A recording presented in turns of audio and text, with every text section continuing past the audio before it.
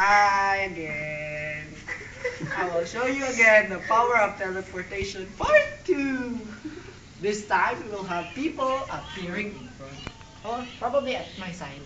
Okay, this will be the family tree power. Let me call on our mother.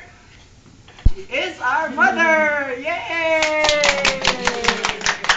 Let me call on our father, Mr. Bob Uy! Our father, Bob Uy! Yay! Let me call on my brothers, my sisters.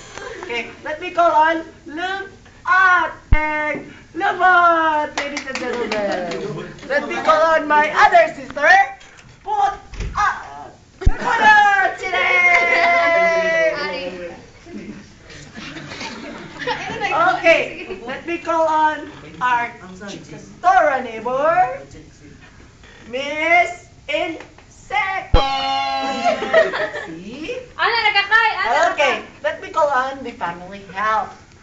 Family help. Let me call on first the head of the help, the Mayor Joma of the house, Matt Rona.